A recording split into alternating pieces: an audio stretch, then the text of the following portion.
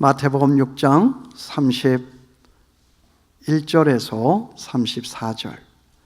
이제 찾으셨으면 몇 절 되지 않으니까 우리 한 목소리로 함께 읽도록 하겠습니다. 시작.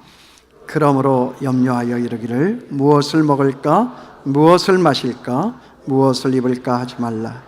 이는 다 이방인들이 구하는 것이라. 너희 하늘 아버지께서 이 모든 것이 너희에게 있어야 할 줄을 아시느니라. 그런즉 너희는 먼저 그의 나라와 그의 의를 구하라. 그리하면 이 모든 것을 너희에게 더하시리라. 그러므로 내일 일을 위하여 염려하지 말라. 내일 일은 내일이 염려할 것이요 한날의 괴로움은 그날로 족하니라. 아멘. 어제 한날 동안도 좋았고 저녁에도 좋았고 또 오늘 새벽에도 좋았습니다. 오늘 이 저녁에도 더 좋을 줄을 믿습니다. 이제 노진줄 목사님 나오셔서 우리가 함께 읽은 이 말씀을 중심으로 해서 먼저 구하라 라고 하는 제아의 말씀으로 하나님의 말씀을 대언해 주시겠습니다. 힘차게 박수로 맞이하겠습니다.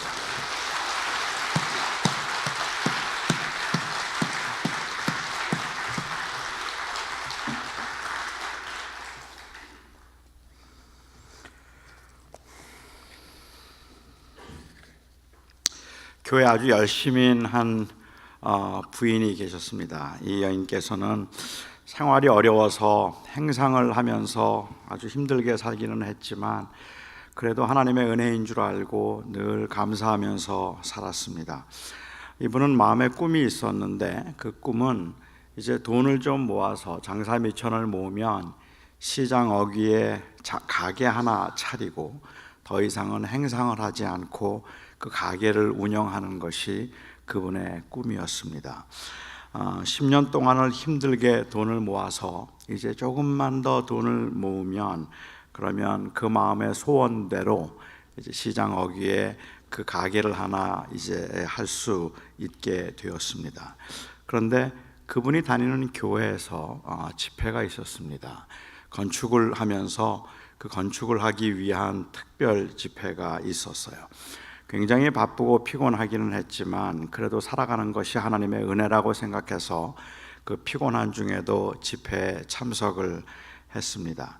그리고 그 부흥 강사 목사님이 하시는 말씀은 매일 날마다 그 분의 마음에 찔림이 되었습니다. 하나님께서는 사람들은 다 좋은 집에 살고 있으면서 하나님은 집도 없이 쇠빵살이 하고 있다고 말할 때 하나님 앞에 죄송하다는 마음이 들었고, 그리고 또 하나님 앞에 우리가 헌신하고 충성해야 되는데 주님의 집도 못 지어드린다는 이야기를 들을 때 마음이 찔렸습니다. 특별히 마지막 날 설교 중에 먼저 그의 나라와 그의 의를 구하면 나머지 것들은 주께서 다 허락하신다고 했는데 우리가 믿음이 없기 때문에 먼저 그의 나라와 그의 의를 구하지 않아서 삶이 그렇게 버거운 거라고, 일단 먼저 주님의 나라와 주님의 의를 구하면 그러면 하나님께서 나머지 것들은 다 해결해 주신다 하는 그 말씀을 들으면서 마음에 확신이 생기고 또 정말로 찔림이 있기도 했습니다.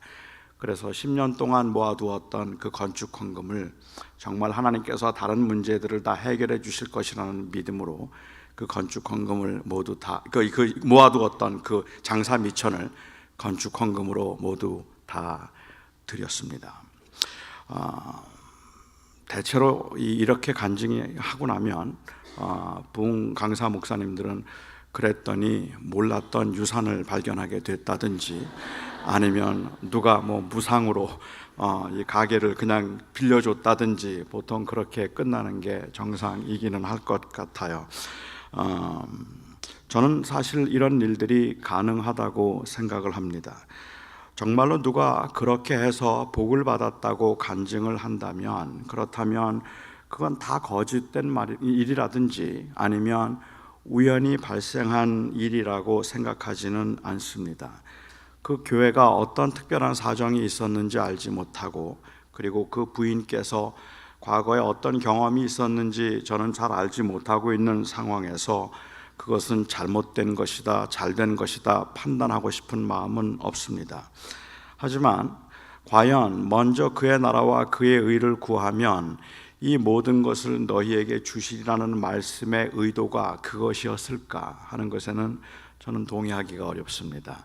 주님께서 말씀하신 먼저 그의 나라와 그의 의를 구하면 이 모든 것을 주시겠다고 말씀하실 때, 주님께서는 지금 이 세상에 살아가면서 필요한 것들을 얻어낼 수 있는 수단이나 방법이나 아니면은 그렇게 이 세상에서 형통하도록 하기 위한 일종의 비결이나 공식을 가르쳐 주신 것이 아닙니다.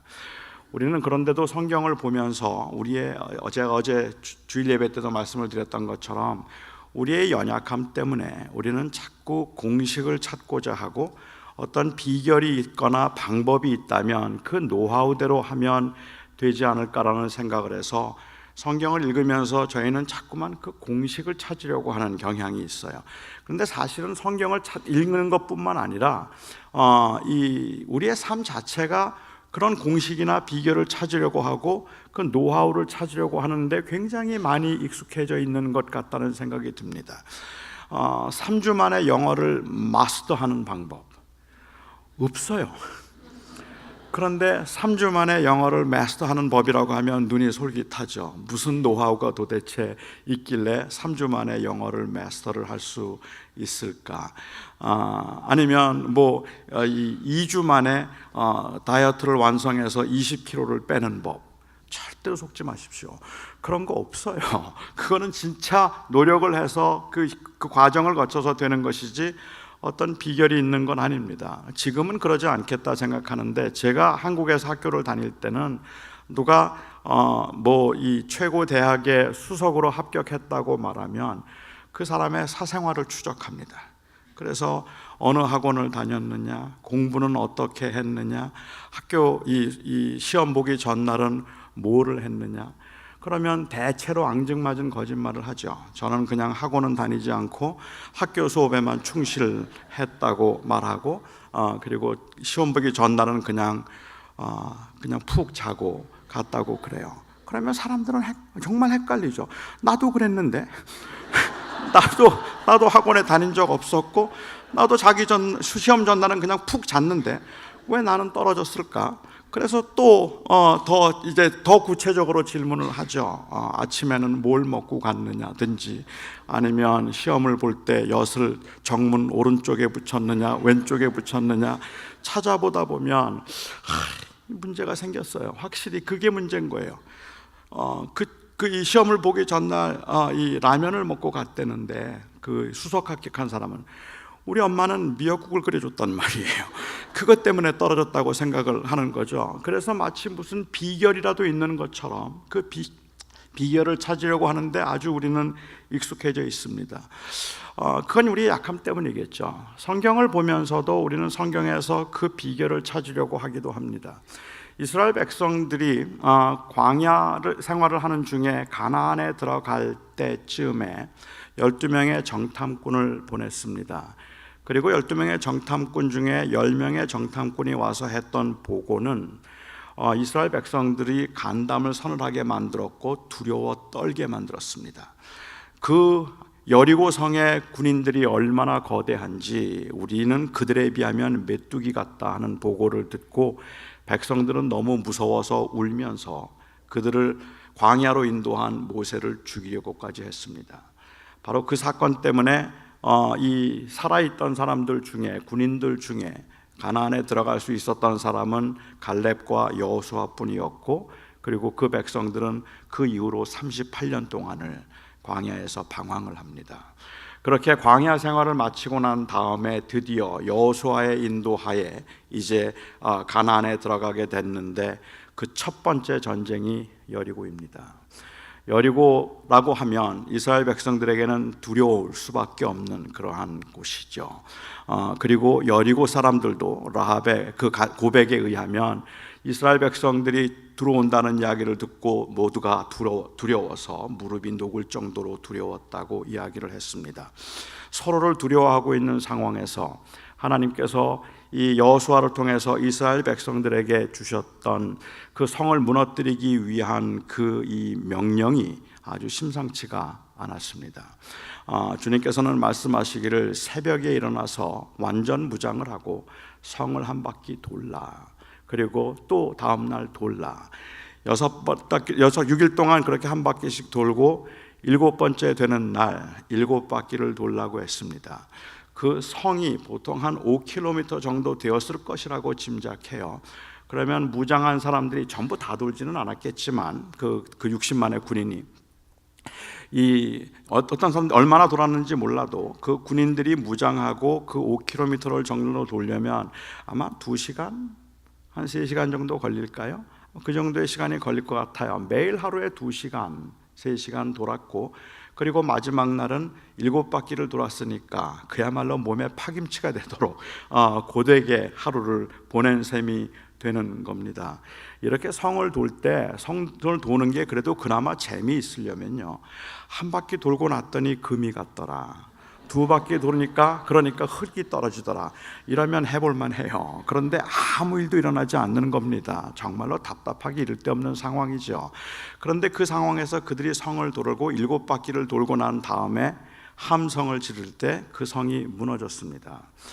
이 성이 무너지게 된 사건은 어떻게 성을 무너뜨릴 수 있었는가 하는 비결을 가르쳐주기 위한 것이 아닙니다. 그런데 우리는 그 사건을 통해서도 자꾸만 비결을 찾으려고 해요. 최근에도 어떤 분들은 땅 밟기에 관한 이야기를 하고, 우리가 원하는 땅이 있다면 그 땅을 밟고 그 땅을 돌자고 이야기를 합니다. 저는 그 땅에 대한 열망과 그리고 그 땅을 향한 간절한 마음이 현장에서 같이 느껴보자고 하는 일이라면 저는 크게 이의가 없습니다.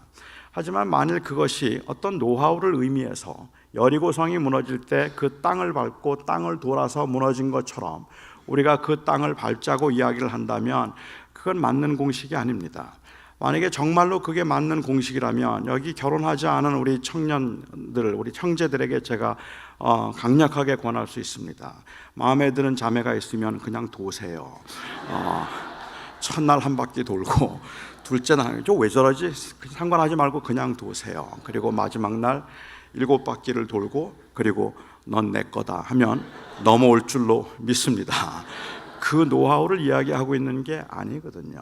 그런데 우리는 거기에서 땅을 밟았기 때문에라든지, 아니면 제가 들은 설교 중에는 그들이 새벽에 돌았으니까 새벽에 기도하면 하나님께서 응답해 주신다든지, 아니 그렇지 않다면 마지막에 큰 함성을 지른 것처럼 기도가 성을 무너뜨리는 비결이라든지 그러한 그 방법이나 노하우들을 찾으려고 하는데, 실제로 그 사건을 통해서 주님께서는 어떻게 하면 성을 무너뜨리는가 하는 비결을 말씀하신 것이 아니라서 그 이후에 가나안 전쟁 중에 단 한 번도 성을 돈 적이 없습니다. 또 어떤 분들은 말씀하시기를 그것이 하나님의 능력을 보여주기 위한 것이라고 이야기하기도 합니다. 그런데 저는 그것도 맞는 게 아닌 것 같아요. 하나님께서 하나님의 능력으로 그 성을 무너뜨린다는 것을 보여주시기 위한 목적이었다고 한다면, 저는 백성들에게 성을 돌라고 하기보다는 그냥 줄 세워놓고 잘 봐 하고 그냥 확 무너뜨리시면, 그러면 가장 확실하게 하나님의 능력을 보여주실 수 있을 겁니다. 그러니까 이 사건은 단순히 능력을 보여주기 위한 사건이 아니라 그 백성들에게 말도 안 되는 무모한 것 같지만 순종을 요구하고 있는 겁니다. 내가 순종하면 살리라 하는 것을 말씀하고 계시고, 바로 그 순종을 이야기하기 때문에 그 여리고 가장 강력한 성을 순종함으로 무너뜨리고 난 다음에 바로 다음에 가장 약한 성인 아이성과 전쟁을 하죠. 그런데 그 아이성과 전쟁에서는 완전히 패배를 합니다. 그 이유는 불순종 때문입니다. 그래서 순종하면 그러면 내가 이길 것이고, 불순종하면 그러면 내가 진다 하는 것이 여리고성의 이 여호수아가 가나안을 정복할 때 여리고성과 아이성의 사건을 통해서 경험하게 하신 것입니다. 바로 이 2개의 사건을 경험하고 난 바로 직후에 그들은 남쪽으로 진군하기 전에 북쪽으로 한 25km 진군을 해서 에발산과 그리심산이 있는 골짜기에 모세의 명한 대로 모였습니다. 에발산에 6개의 지파가 서고, 그리고 이 그리심산에 6개의 지파가 서서 중간에 레위 지파가 율법을 읽고 저주를 읽으면 에발산에 있던 사람들이 아멘이라고 했고, 그리고 축복을 읽으면 그러면 이 그리심산에 있던 지파에서 아멘이라고 그렇게 했습니다. 그러니까 그들의 경우에 있어서는 정말로 생생하게 여리고 사건과 아이성 사건을 경험한 다음에 진짜 순종하면 되는구나, 그리고 불순종하면 진짜 망하는구나 하는 것을 그들은 아주 뼈저리게 경험을 했고, 그리고 난 다음에 그들은 이 그리심산에서 다시 율법의 말씀을 듣죠. 그런데 여러분, 재미있는 건요, 하나님께서 에발산에 번제단을 쌓게 하셨습니다.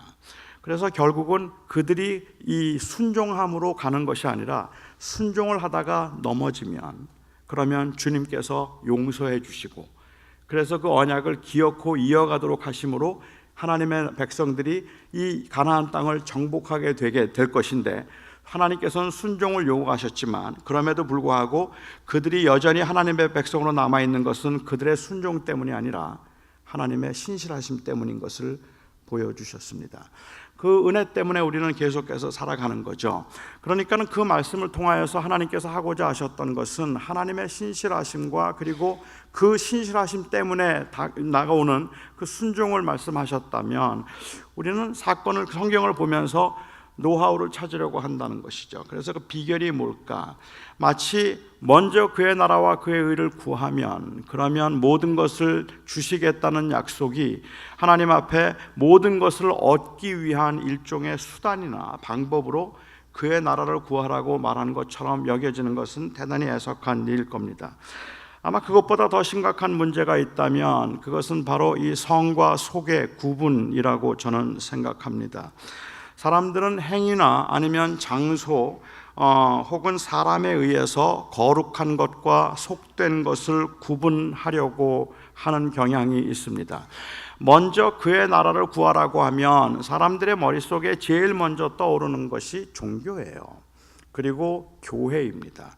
먼저 그의 나라를 구하라고 했으니까 교회 일을 먼저 하면 그러면 나머지는 하나님께서 해결해 주실 것이고, 먼저 그의 나라를 구하라고 했으니까 성경 공부를 먼저 하면 그러면 나머지 학업은 하나님께서 해결해 주실 것이고, 먼저 그의 나라를 구하라고 했으니까 내가 먼저 기도라는 행위를 하면 그러면 나머지 생업은 하나님께서 다 해결해 주실 것이라고 생각하는 것, 우리가 하나님의 영광을 위해서 산다고 말하면 거의 자동적으로 사람들은 하나님의 영광을 위한 것은 바로 종교적인 행위를 하는 것이라고 생각을 하게 되어 있다는 말이죠.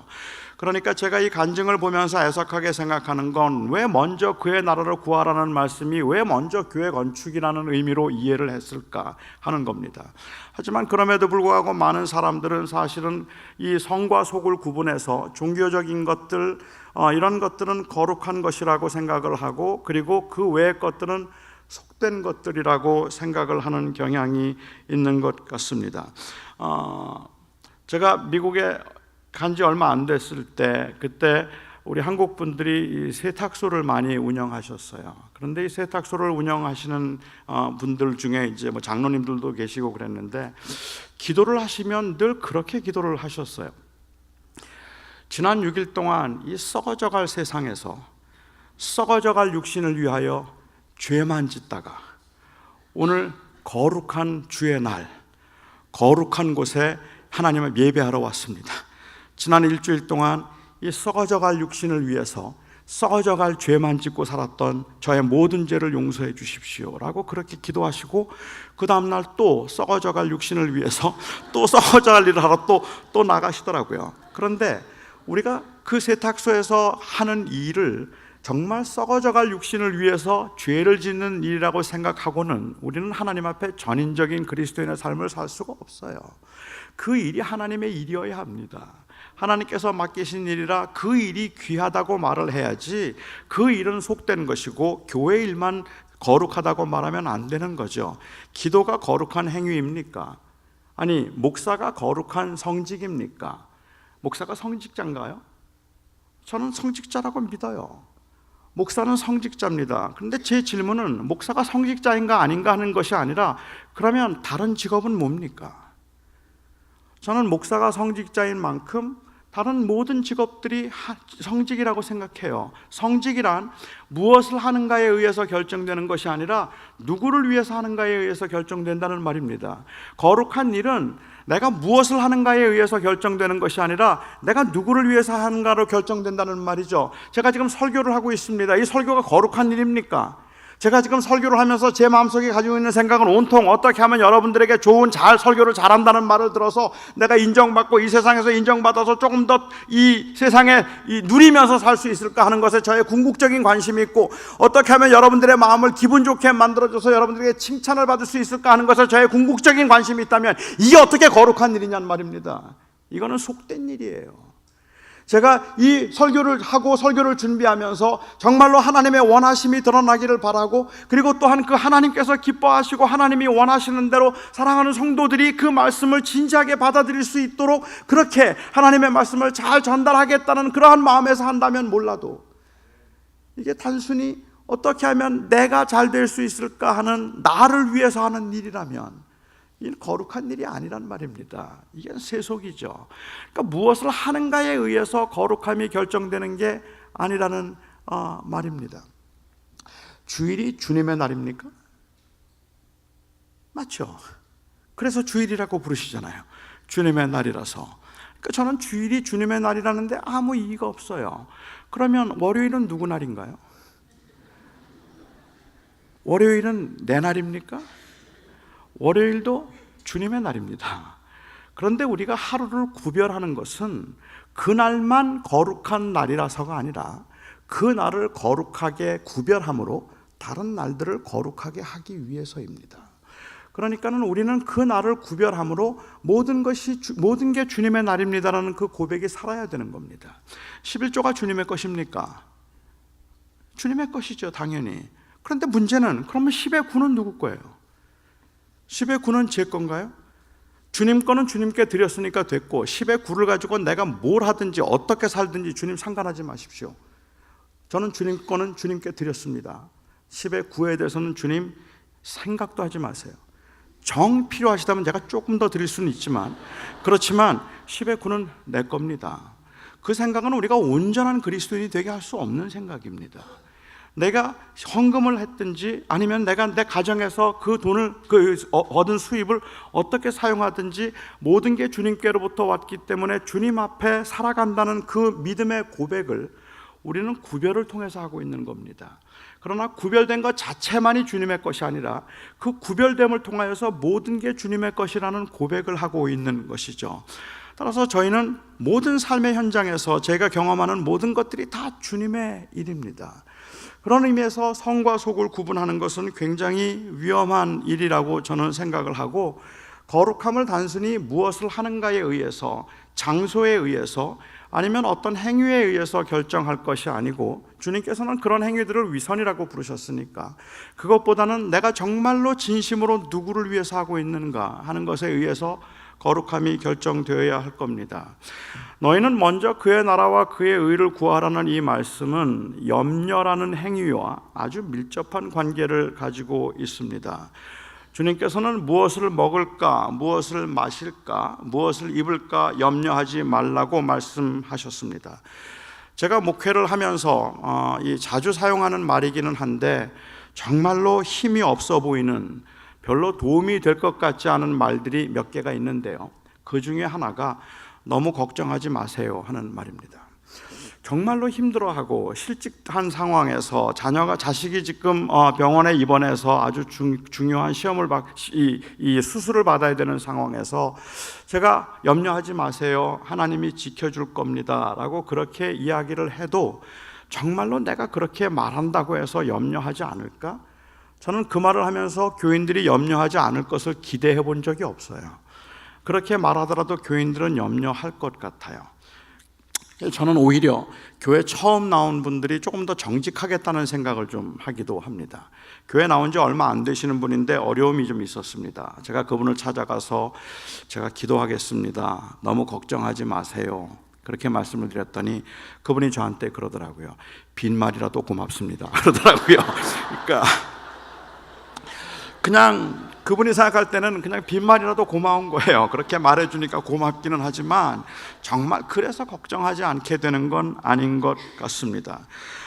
근심을 사실은 어쩌면 저는 염려하지 말도록 하거나 염려라는 행위가 잘못된 것이기 때문에 절대로 하나님을 믿는 사람은 걱정하면 안 된다, 이런 생각보다, 그래서 근심을 하지 않도록 해야 되겠다는 이 생각보다는 사실은 함께 나눠야겠다는 생각이 저는 더 많습니다. 너무 걱정하지 마세요라고 하면서도 함께 걱정해야지 뭐 그런 걸 가지고 걱정하느냐고, 그렇게 걱정한다고 뭐가 달라지느냐고 농담처럼 말할 수가 없어요. 그냥 힘들어하는 사람들을 보면 걱정하지 마세요라고 하면서도 사실 제 마음속에 이거 어떡하냐 하는 생각이 들고, 이 큰일 났네, 하나님 도와주셔야 되는데 이거 어떡하지 하는 그러한 마음이 더 많이 생기고 더 간절해져서 그냥 단순하게 너무 쉽게 먼 산 구경하듯이 걱정 마세요, 괜찮을 겁니다라고 말하는 게 자신이 없습니다. 그냥 함께 아파하고 함께 걱정하는 것이 더 맞겠다는 생각이 든다는 말이죠. 우리가 살아가면서 염려라고 하는 것들이 눈앞에 문제가 생겼는데 그것을 염려하지 않고 지나는 것이 과연 가능할까 하는 생각이 들기 때문에 모든 염려를 주께 맡기라든지 아니면 아무것도 염려하지 말라는 말씀을 우리가 들으면서 그 말씀에 크게 이의는 제기하지 않기는 하지만, 그렇지만 솔직히 이해하기가 어렵습니다. 저도 이해가 잘 안 됩니다. 어떻게 염려하지 않을 수 있지? 염려하지 않고 어떻게, 염려할 거리를 하나님이 안 주시면 몰라도 염려하게 만들어 놓고 염려하지 말라 그러시면 그거 되겠습니까? 그런데 너무 힘든데 어떻게 염려가 안 되지 하는 생각이 들기도 해서 저는 이 말씀이 굉장히 어렵다는 생각을 솔직히 해요.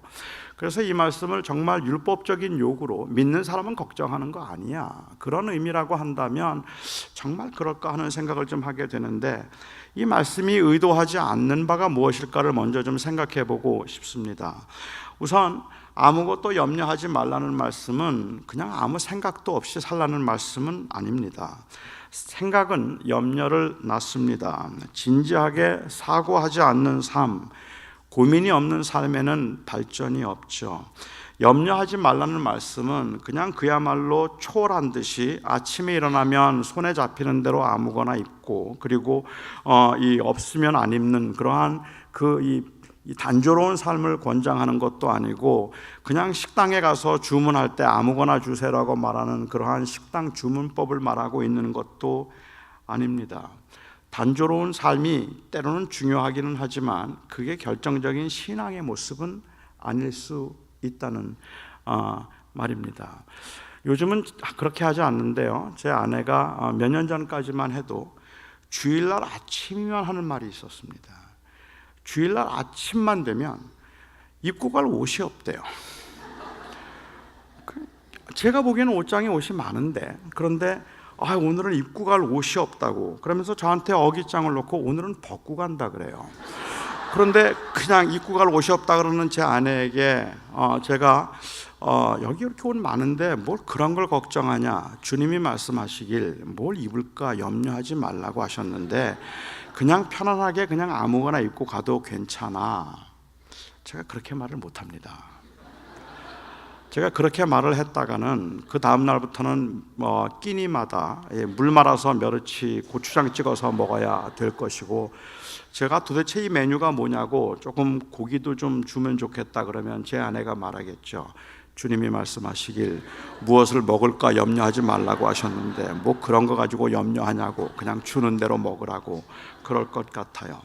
사실 이런 단조로운 삶이 굉장히 필요한 것이기는 하지만 제가 아까 말씀드린 것처럼 이게 신앙과 언제나 직결되어 있는 것이 아니라는 말씀을 드렸는데, 사람이 염려하지 않고 먹고 입는 거 신경 쓰지 않고 살아가는 이유 중에는 어쩌면 돈을 버는 욕심 때문에 그럴 수도 있어요. 아니면 모든 게 다 귀찮아서 그럴 수도 있어요. 그건 신앙과 언제나 관계가 있는 것이 아닙니다. 그 모습을 믿음이 좋은 모습이라고 부를 수는 없겠다는 생각을 저는 합니다. 아무 생각도 없이 살라는 뜻에서 걱정하지 말아라 라는 말씀이 아닙니다. 왜냐하면 여러분 지금도 조금만 생각을 하면 그러면 잠을 못 잘 만큼 걱정스럽지 않습니까? 우리 미래가 어떻게 될까 생각하면, 아니면 우리 아이들은 어떻게 할까, 우리 아이들은 어떻게 공부를 시키면 좋을까, 그냥 조금만 깊이 생각해도 잠을 잘 수 없을 만큼이나 막 불안해지는 게 우리의 삶이 아닙니까?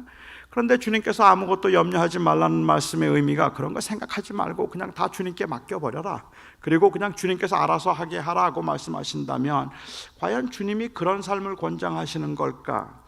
그래서 저는 아무것도 염려하지 말라는 말씀이 두 번째로 태만하고 무책임한 삶을 요구하고 있는 것은 아니라고 생각합니다. 우리들의 염려의 대부분은 사실은 책임에서부터 비롯된 것들입니다. 가족의 일원으로서, 공동체의 일원으로서 자녀들의 미래에 대해서 염려하고, 가족들의 건강과 걱정을 하고 있고, 건강에 대한 걱정이 있고, 이 사회에 대한 염려가 있습니다. 하나님께 다 맡기면 선하신 하나님께서 다 알아서 인도해 주실 거라, 그것 말고 달리 방법이 있겠는가라는 이 말이 아주 성숙한 신앙인의 말처럼 들리기도 하지만 경우에 따라서는 어떻게든 되겠지, 그건 그때 가서 보자는 무책임한 말로 들리기도 합니다. 사실은 믿지 않는 사람들이, 예수 믿는 사람들이 그 위기의 상황, 결정적인 상황, 누군가가 책임을 져야 되는 상황에서 너무 쉽게 그냥 주님께 맡깁시다 하는 그 말에 많이 분노해요. 어떻게 그렇게 무책임할 수 있단 말인가라는 생각을 하기 때문에 그렇다는 말이죠.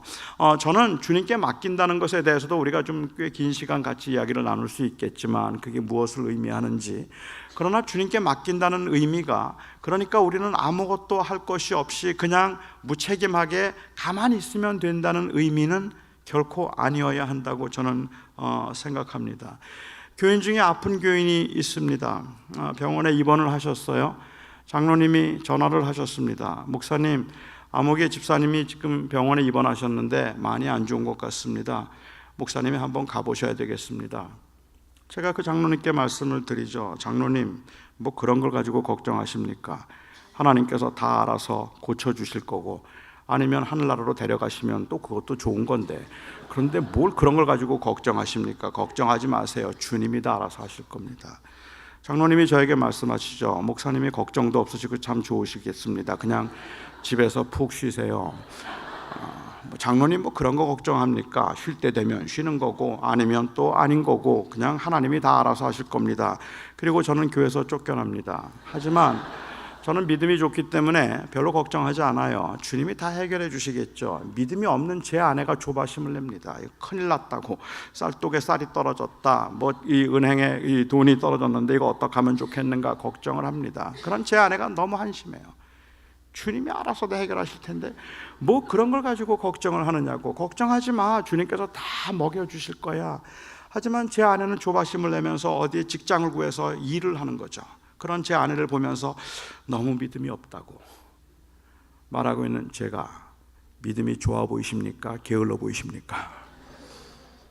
태만한 겁니다. 그런데 우리는 이것을 종종 믿음이라고 불러요. 하나님을 신뢰한다는 게 이런 모습인 것처럼 아주 심각하게 오해를 하는 경우들이 있다는 말입니다. 아무것도 염려하지 말라는 말씀은 이런 불성실한 삶을 의미하는 게 아닙니다. 예수님께서도 제자들을 전도를 보내시면서 마치 양을 이리 가운데 보내는 것 같다고 걱정을 하셨고, 바울도 고린도 교회가 문제가 생겼을 때 너무 걱정이 되어서 이 아데네에서 사역도 하지 못하고 마게도냐로 바로 올라와야 될 만큼 교회에 대한 걱정으로 그는 잠도 자지를 못했어요. 교회에 대한 걱정 때문에 잠도 자지 못하고, 교인들이 당하고 있는 어려움 때문에 그가 밤새도록 잠을 자지 못하고 죽을 고비일 만큼 그렇게 힘들게 생각하는 것, 이거는 그의 믿음이 없어서가 아니란 말입니다. 그게 바로 믿는 사람들이 살아가는 삶의 방식이어야 하고, 하나님께 맡긴다는 말은 이걸 다 포기한다는 말이 아니라고 저는 생각합니다. 사실 주님의 관심은 염려라는 행위에 있는 것이 아니라 의식주에 대한 관점에 있었다고 저는 생각합니다. 이 말씀의 배경을 저는 마태복음 6장 전체에서 한번 살펴보고 싶었습니다. 그러니까 마태복음 6장 전체의 배경이 결국은 이 외식, 그리고 또한 위선에 관한 이야기를 하고 있어서 이 염려도 바로 그 외식과 위선과 관계가 있다고 저는 생각을 합니다. 마태복음 6장을 시작하면서 주님께서는 당시 이스라엘 백성들, 당시 유대인들이 가지고 있던, 특히 지도자들이 가지고 있던 경건한 이 경건 행위, 아니면 그 경건을 보여주는 종교 행위 세 가지에 대해서 말씀을 하셨습니다. 기도와 구제와 금식입니다. 이 기도와 구제와 금식은 종교적인 행위로서 하나님 앞에 자신들의 의로움과 경건함을 보여주기 위한 행위였기 때문에 그 행위들을 통해서 그들은 언제나 하나님 앞에서 하나님께 드리는 것이었어야 마땅한 겁니다. 하지만 그들이 행하고 있는 그 종교적인 행위들, 기도와 금식과 구제 가운데 하나님 앞에 행하는 행위임에도 불구하고 그들은 하나님을 의식하지 않고 사람을 의식했습니다. 그것을 주님께서는 외식이다라고 부르셨습니다. 너희는 기도할 때에 이 회당 어귀에서나 아니면은 이 회당 어귀에서는 시장에서 기도하지 말고 오히려 너는 기도할 때 골방에서 은밀한 곳에서 기도하라고 말씀을 하셨고, 너희는 구제할 때 나팔을 불지 말고 구제해서 오른손이 하는 것을 왼손이 모르게 하도록 하라고 말씀을 하셨고, 너희는 금식할 때에 사람들에게 보이려고 그렇게 하지 말고 머리에 기름을 바르고 티를 내지 말고 하라고 말씀하셨습니다. 우리는 종종 이 말씀을 오해해서 사람에게 보이려고 하지 말라고 하신 주님의 말씀대로 사람에게 보이려고 하는 것의 반대말이 사람에게 안 보이려고라고 생각을 합니다. 그런데 여러분, 사람에게 안 보이려고 할 때만큼 사람을 의식할 때가 없습니다. 기도를 하면서도 사람이 안 보도록 기도하는 것이 그 경건의 목적이 될 수 없다는 말이죠. 구제를 해도 마찬가지가 아니겠습니까? 구제를 할 때 나팔을 불지 말라고 하셨어요. 여기에 나팔이라고 하는 것은 당시 이 예루살렘에는 구제를 위한 헌금함들이 있었다고 합니다. 13개 정도 있었다고 하는데 그 구제하는 헌금함의 그 입구가 나팔 모양으로 되어 있습니다. 그러면 그 나팔 모양으로 되어 있으면 사람들이 와서 거기에 헌금을 자루로 붓잖아요. 동전을 만약에 헌금을 한다 그러면 그렇게 헌금을 할 때 돈이 많은 사람들은 와서 그 헌금함에 돈을 넣으면 짜르르 하고 소리가 나는 겁니다. 다들 돌아보죠. 누가 저렇게 헌금을 많이 한 거야? 누구라도 다 할 수 있는 겁니다. 그 반대 영향도 있어요. 예수님께서 누가복음에서 말씀하신 것처럼 주님께서 주목하여 보았더니 한 과부가 동전 2개를 가지고 와서 그 2렙돈을 헌금을 했단 말입니다. 이건 역시도 모든 사람들이 볼 때는 헌금을 하는데 띵!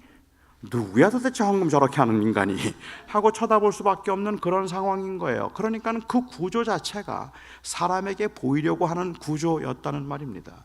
그런 상황에서 사람에게 보이려고 구제하지 말라라고 말씀하시면 그 반대말은 사람에게 안 보이려고 하라, 이 뜻이 아니라고 저는 생각합니다.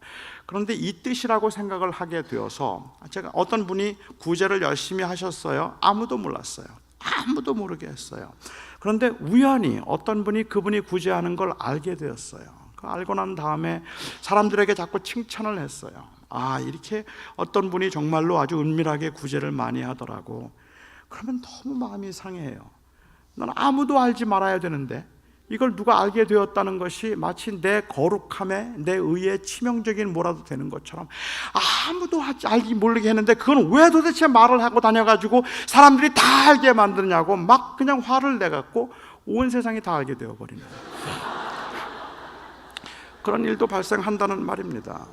주님께서 말씀하실 때 오른손이 하는 것을 왼손이 모르게 하라든지 사람에게 보이려고 하지 말라고 말씀하시면 그 말의 반대말은 사람에게 안 보이려고가 아니라 하나님에게 보이려고입니다. 여러분, 사람에게 안 보이려고 하는 행위도 하나님에게 안 보이는 행위인 거 아시죠? 왜냐하면 사람에게 안 보이기 위해서 하고 있는 것이 내 의가 되어서, 그래서 내가 아무도 모르게 하고 있다는 사실 때문에 스스로 만족하고 있다면 하나님을 의식하지 않는 겁니다. 기도를 할 때에도 사람이 안 봐야 된다는 것에 초점을 맞추면 정말로 하나님은 보이지 않는 경우들도 있는 거죠.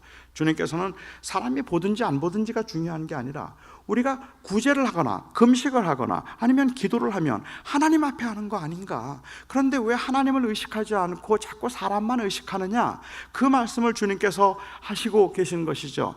그래서 이 거룩함을 보여주고 경건함을 보여주는 종교적 행위, 하나님께 보이기 위한 그 행위에서조차도 하나님을 인정하지 않고 오히려 사람만 인정하고 있는 모습을 주님께서는 위선이라고 하셨습니다. 그렇게 주님께서 말씀하시고 난 다음에 또 다른 한 형태의 위선에 대해서 주님께서 말씀을 하고 계시는 거죠. 또 다른 한 형태의 위선이라는 것은 뭔가 하면, 이것은 그냥 종교적인 행위를 하면서 사람을 의식하고 있는 것뿐만 아니라 실제로 하나님을 의식했다고 할지라도 그 하나님을 의식하고 있는 하나님에 대한 그 영역과, 그리고 하나님을 의식하고 있는 이 방법이 단순히 종교적인 것에 국한되는 경우들이라는 말입니다. 그러니까 무엇을 먹을까, 무엇을 입을까, 무엇을 마실까 염려하지 말라는 이 말씀은 너희들의 종교적인 행위뿐만 아니라 그 삶 자체에서도 하나님이 우리의 삶을 지키시는 하나님이신 것을 인정해야 된다는 말씀을 주님께서 하고 계시는 것이라고 저는 생각을 했습니다. 우리가 여기서 찬양을 부리면 주 여호와는 광대하시다, 내 삶을 지키시고 나의 걸음을 인도하시는 여호와는 광대하시도다. 저는 이 찬송을 하는 사람들이, 이 찬양을 부르는 사람들이 다 위선자라고 생각하지 않습니다. 그냥 형식으로 하고 있는 것이 아니라 진심으로 그렇게 찬양해요. 진심으로 하나님을 찬양하는데, 문제는 이 문을 밖을 나가는 순간, 그리고 우리의 삶의 현장으로 들어가는 순간 그 찬양이 없습니다. 그 찬양이 없어요. 그러니까 위선인가요? 아닐 겁니다. 그 위선이 그런 것이 아니라 우리가 하나님을 찬양하고 하나님을 높이고 있는 영역과 그리고 다른 영역이 구분되어 있는 겁니다. 사람들은 생각하기를 여기에 와서는 당연히 하나님을 높이는 거라고 생각을 하고, 가정에서는 세상의 법대로 따라가야 된다고 생각을 하고 있다는 말이에요. 이 세상에서 직장 생활하면서는 하나님의 법대로 살면 안 돼요. 세상에서는 세상 법대로 살고 교회에서는 하나님의 법대로 살자고 하는 그런 이원하다는 생각이 굉장히 강력하다는 말입니다.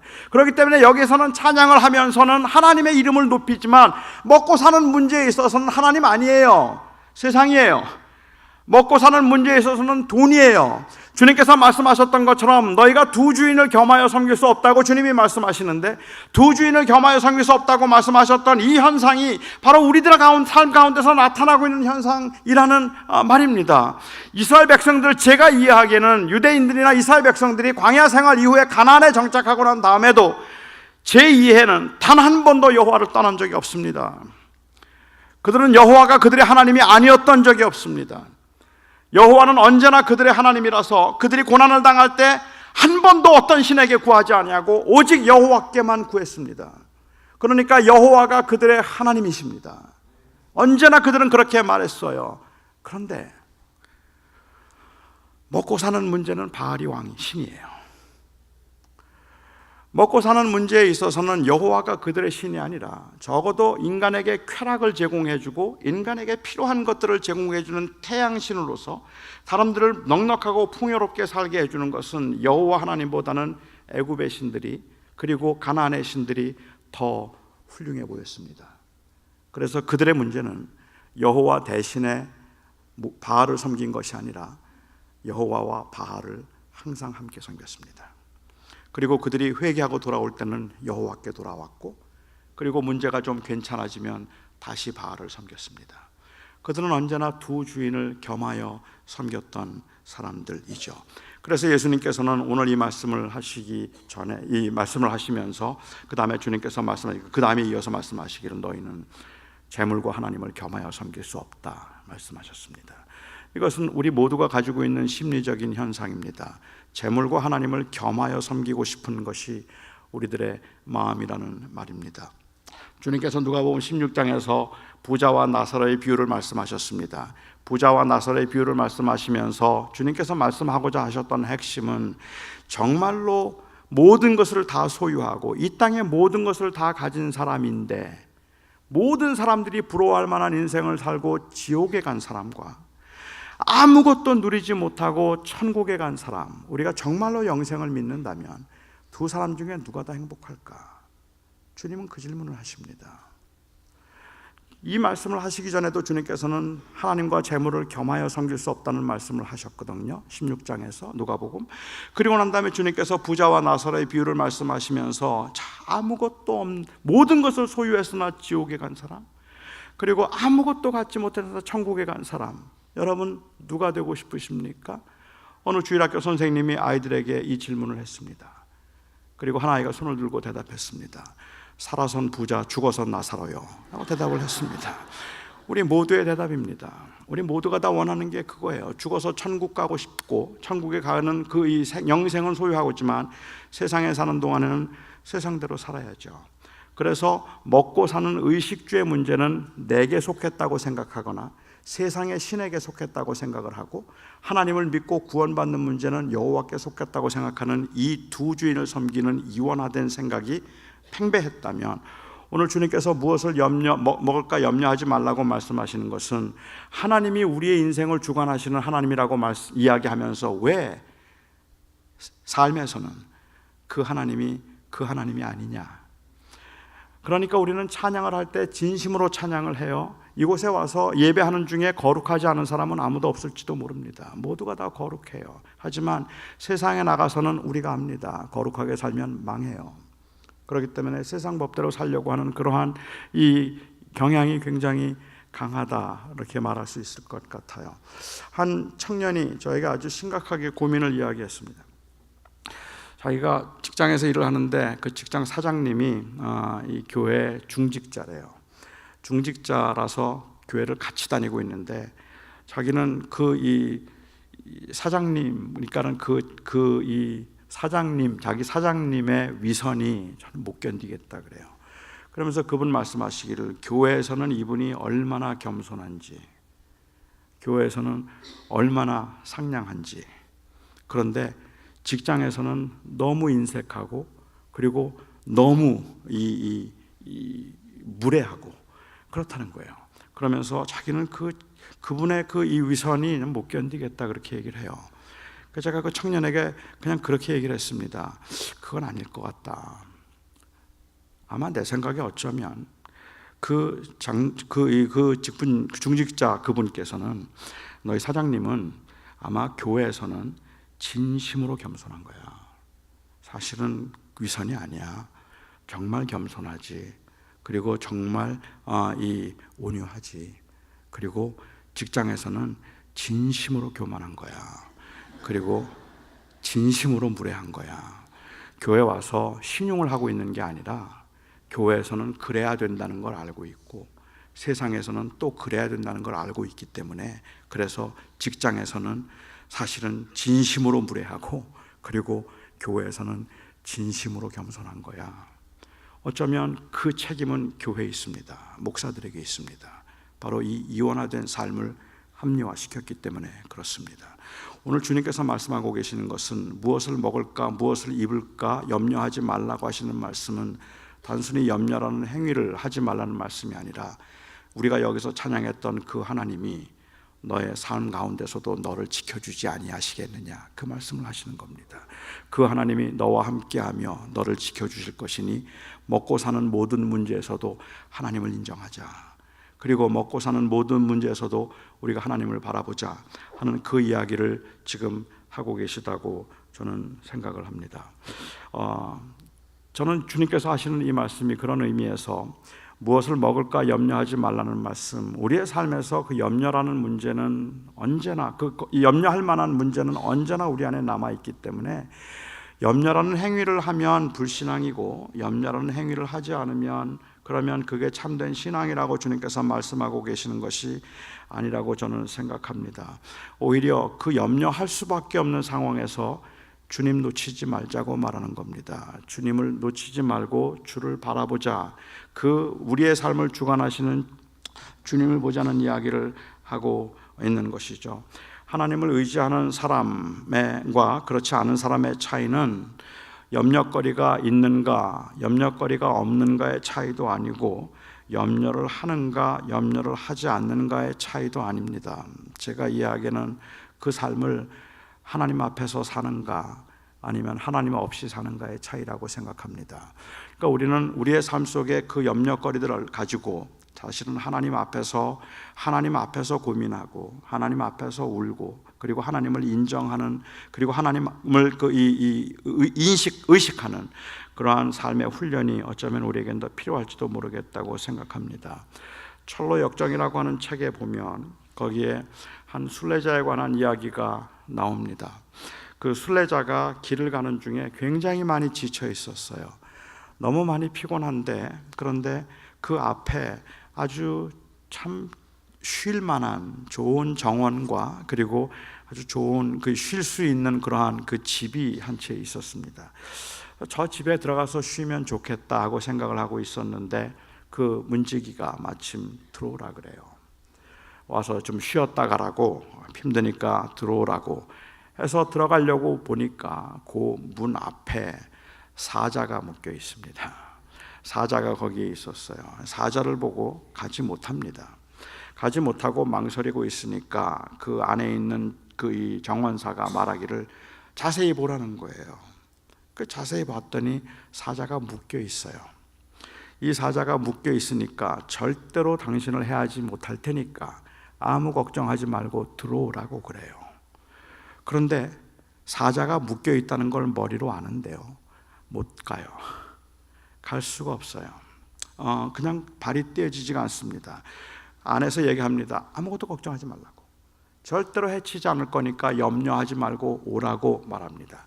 그런데 마음이 조마조마한데 그 말을 믿고 그리고 한 걸음 발을 내디딥니다. 조금 가까이 갔다가 사자가 으르렁거리면 그러면 다시 돌아갑니다. 너무 무서워서, 정말 어떻게 될 것 같아서, 그래서 무서워서 다시 돌아가죠. 그러면 안에서 이야기합니다. 괜찮다고, 아무 걱정하지 말고 들어오라고 이야기를 합니다. 그래서 그 말을 믿고 또 그 안으로 들어가려고 조심스럽게 얘기를 들어가는데, 그런데 사자가 으르렁거리죠. 묶여 있으니까 절대로 나를 물지 못할 거야 라고 생각하고 그 앞을 숨을 졸이면서 들어가고 있는 모습, 이 모습을 필그림 그 철로 역정에서는 믿음의 행위라고 부릅니다.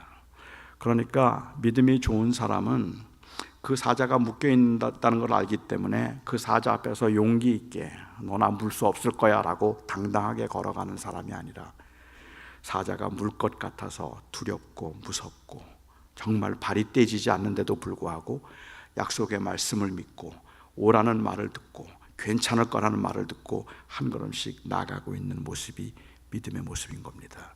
주님께서 아무것도 염려하지 말라는 말씀은 해해하면서 사자 앞으로 들어오라는 말씀을 하고 있는 게 아닌 겁니다. 주님께서 아무것도 염려하지 말라는 말씀은 내가 너와 함께 하니까, 내가 너를 지켜줄 테니까, 그리고 내가 끝날까지 너와 함께 할 것이니까 무엇을 먹을까, 무엇을 마실까, 무엇을 입을까, 그것들 때문에 너무 염려하지 말고 내게 맡기라, 나와 함께 가자 말씀하고 계시는 겁니다. 주님께서 그렇게 말씀하시고 그걸 믿는데, 주님이 내 모든 삶을 주관하실 것을 아는데, 주님께서 나를 위해서 준비한 것들도 알고 주님께서 나에게 필요한 것들을 다 미리 채워주실 것도 아는데, 그런데 무서워요. 그런데 못 가겠어요.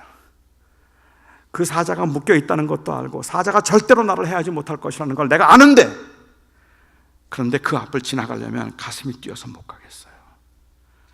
그게 우리의 연약함입니다. 주님께서는 그런 저희들에게 오늘 하시는 말씀이 염려하지 마 말씀하시는 겁니다. 이건 염려라는 행위를 하면 안 된다는 어떤 이 율법적인 요구를 말씀하고 계시는 것이 아니라, 오히려 그 상황에서 주님을 믿고 한번 가보자고 그를 위로하고 계시는 말씀이라고 저는 생각합니다. 주님께서는 우리들에게 언제나 우리가 무엇을, 얼마나 우리가 아무것도 할 수 없는가를 아시는 주님께서, 사실은 주님께서는 저희들을 위해서 십자가에 죽으신 그 죽으심 가운데 저희들에게 늘 하고 싶은 말씀이 있다면 저는 그렇게 생각합니다.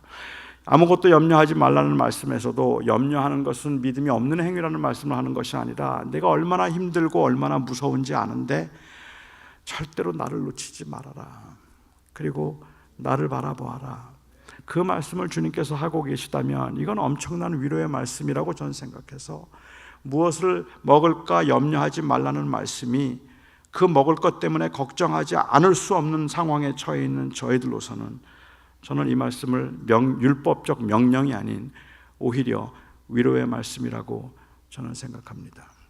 주님께서 말씀하시기를 옛사람에게 말한 바 살인하지 말라는 말을 너희가 들었거니와 나는 네게 이르노니 누구든지 형제를 미워하는 자마다 다 살인한 자니라. 옛사람에게 말한 바 간음하지 말라는 말을 너희가 들었거니와 나는 네게 이르노니 누구든지 여자를 보고 음욕을 품은 자는 이미 간음한 자니라. 옛사람에게 말한 바 이웃을 사랑하라 말하였거니와 나는 네게 말하노니 원수도 사랑하라. 여러분, 하실 수 있습니까? 이 계명을 지키실 수 있습니까? 할 수 있습니까? 못하죠. 아무도 못합니다. 형제를 미워하는 자 살인한 자고 음욕을 품은 자는 간음한 자라고 말씀하시면 누가 할 수 있겠어요? 우리는 주님 앞에 고백할 수밖에 없습니다. 주님, 저 못합니다. 할 수가 없습니다. 그리고 주님께서 저에게 말씀하십니다. 그래서 내가 너를 위하여 죽었다. 그래서 내가 너를 위하여 죽었다. 우리가 할 수 없을 때 주님께서는 우리를 위해서 십자가에 죽으심으로 우리의 죄를 용서해 주실 뿐만 아니라 우리의 모든 허물을 다 덮어주신 그 주님, 에발산의 그 번제단이 되어주신 주님, 그 은혜 때문에 주님이 그 다음에 하시는 질문, 그런데 한번 해볼래? 주님이 말씀하시면 할 수 없는 걸 아는데 주님, 해보고 싶어요 라는 그 고백이 나옵니다. 그래서 우리는 넘어질 줄 아는데 또 가요. 무서워서 다시 돌아올 줄 아는데 또 가고 싶어요. 주님께서 너 할 수 있니? 라고 말하면 우리의 대답은 할 수 없습니다. 그리고 주님이 그래서 내가 너를 위하여 죽었고 내가 대신했다. 이제 한번 해볼래? 우리는 그냥 그 은혜 때문에 주님, 제가 넘어지는 거 알지만 또 해볼게요 하고 우리가 걸어가고, 그래서 또 움직이는 이 모습이 주님이 오시는 날까지 계속되어야 될 성화의 과정이겠다는 생각이 들기도 합니다. 우리의 연약함에서는 저는 주님 앞에 주님께서 염려하지 말라는 명령으로 말씀하셨다면, 율법적인 요구였다면 아마 저는 정말로 할 수 없을 것 같아요. 사람들은 이 은혜를 받으면요, 이 모든 사람들이 그렇지만 열정이 생기면 항상 자기의 능력을 과대평가하는 그런 그 경향이 있습니다. 그러니까 은혜 받으면 다 할 것 같아요. 은혜 받으면 물 위도 걸을 것 같아요.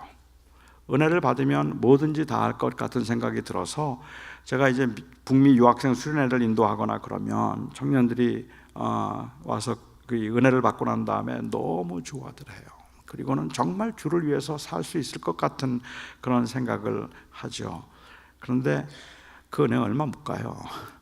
다 넘어집니다. 도로 다 쓰러지고 다 넘어지고 그렇게 또 흔들리죠. 그리고 그 다음에 또 수양회를 또 와요. 한 청년이 저에게 물어요. 목사님, 그 수양회 이름이 코스타인데 목사님, 코스타 가면 사람이 변합니까? 그래요. 그래서 제가 안 변할걸? 코스타 간다고 변하겠어? 안 변하지. 은혜 받으면 변합니까? 은혜 받아도 안 변할걸? 그런데 뭐하러 해요? 그래요. 뭐하러 해요? 제가 그 청년에게 오히려 물었습니다. 그런데 안 하지 않을 수 있을까? 안 하지 않을 수 있을까? 우리는 매일 넘어짐을 알아요. 그런데 하지 않을 수 없는 은혜의 감동이 있습니다. 은혜는 우리로 하여금 그것을 할 수 있게 만드는 능력이 아니라 하지 않을 수 없게 만드는 감동인 겁니다. 예수 그리스도께서 나를 위하여서 십자가에 죽으심으로 나의 모든 죄를 용서하셔서 나로 하여금 하나님의 자녀가 되게 하시고, 그래서 나의 모든 허물과 죄를 다 용서하셨다는 이 놀라운 사실이 그 사실을 알면서도 죄의 유혹 앞에 속절없이 무너져 넘어지기도 하고, 염려와 근심되는 일이 있으면 그냥 그 앞에서 무너져 내리고 그 파도에 완전히 그냥 매몰되어 버리는 것 같은 그 연약함을 가지고 있는 우리들, 아무리 애를 써도, 오늘 아무리 은혜를 받았다고 말해도, 아무리 다짐을 해도 또 넘어지고 또 쓰러질 수밖에 없는 저희들, 그럼에도 불구하고 이 싸움을 포기할 수 없는 것, 그게 바로 은혜인 겁니다. 그 은혜 때문에 우리는 이 자리에 있는 것이고 이 자리에서 가는 겁니다. 나 이번에 은혜 받고는 반드시 될 거야 라고 생각한다면 아마 또 안 될 거예요. 또 시험이 오면 또 넘어질 겁니다. 그래도 우리는 멈추지 않아요. 왜? 그 주님이 주신 은혜 때문에, 주께서 하셨기 때문에. 아무것도 염려하지 말라는 말씀 우리가 들으면서 저는 그래서 염려하지 않으려고 애를 쓰고 주님 앞에 기도하면서 하나님, 제가 이런 것들에 매이지 않게 해주십시오. 하나님, 제가 이런 것들 가지고 걱정하지 않게 해주십시오. 그렇게 기도하죠. 하지만 이 기도도 마치 신경안정제 같아요. 할 때만 괜찮아요. 한 30분만 지나도 또 막 불안해지기 시작하고 두려워지기 시작하고 또 걱정이 생기기 시작하죠. 그러면 또 기도해야 돼. 또 기도하면 또 그때 마음이 좀 편안한 것 같다가 또 다시 두려움과 불안함에 또 휩싸이기도 하고 괜찮겠지라고 생각을 했다가도 어디서 전화 한 통만 받으면 또 막 가슴이 두근두근 뛰고 그리고 가슴이 콩당거리고, 그게 우리들의 연약함이잖아요. 주님을 그런 그 상황에서, 그렇게 힘들고 어려운 상황, 그러한 이 나로서는 감당하기 어려운 상황에서 끝까지 주를 바라보려고 하는 그것, 주님께서 지금 말씀하고 계시는, 우리에게 요구하시는 것은 저는 그거라고 생각합니다. 염려하지 말라는 것은 그냥 잊어버리고 살아, 그 말씀을 하고 계시는 것이 아니라 너 그 어려운 상황에서 날 좀 봐 하는 말씀을 하고 계시는 겁니다. 내가 너와 함께 간다. 내가 너와 함께 하고 있다. 내가 절대로 너를 놓지 않을 거다. 그러니 그 먹고 마시는 모든 문제에서조차도 여기에서만 예수가 주라고 말하지 말고 먹고 사는 모든 문제에 있어서도 내가 너의 하나님이야. 그러니 나를 놓치지 말고 나를 잊지 말고 함께 가자. 주님께서 그 말씀을 하고 계시는 것이고, 그래서 먼저 그의 나라를 구하라는 말씀은 바로 그 나라란 하나님의 다스림, 통치를 의미하는 것이라고 저는 생각합니다. 그래서 그 의와 나라는 예수 그리스도께서 내 삶의 모든 문제에서, 먹고 사는 문제에서도 하나님이 나의 주님이 되시고 내 인생의 주인이 되셔서, 그래서 이 모든 그 삶의 형편에서 하나님의 다스리심과 하나님의 통치하심, 그리고 그리스도의 주되심을 내가 인정하며 삽니다 하는 그 고백을 붙드는 것, 그리하면 하나님께서 너의 삶을 지키시리라 말씀하셨다 생각합니다. 사랑하는 성도 여러분, 저는 요즘에 교인들을 뵈면 한국도 마찬가지겠죠. 저는 교회 생활을 하시는 분들, 믿음 생활을 하시는 분들이 굉장히 많이 지쳐 있는 것 같다는 생각을 합니다. 교회 때문에 지친 것뿐만은 아닌 것 같고, 그냥 삶에서 열심히 살려고 애를 쓰긴 하는데 너무 많은 분들이 너무 많이 지쳐 있어요. 그런데 굉장히 지쳐 있는 우리 교인들의 마음을 더 무겁게 하고 힘들게 만드는 것은 죄책감이에요. 내가 믿음이 없어서, 내가 이렇게 아직도 이렇다 하는 그런 그 죄책감 때문에 굉장히 많이 지쳐 있는데도 오히려 그런 가운데도 더 위축되어 있는 모습들을 제가 봅니다. 저는 오늘 주님의 말씀을 함께 나누면서 여러분들에게 제가 하고 싶었던 말이 있다면 괜찮습니다 하는 말을 하고 싶었어요. 주님이 함께 하십니다. 그러니 괜찮습니다. 얼마나 어려운지 주님이 왜 모르시겠어요?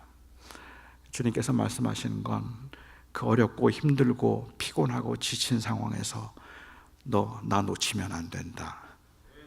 너 나 놓치면 안 된다. 그 말씀을 염려하지 말아라 말씀하셨다 생각합니다. 기도하겠습니다.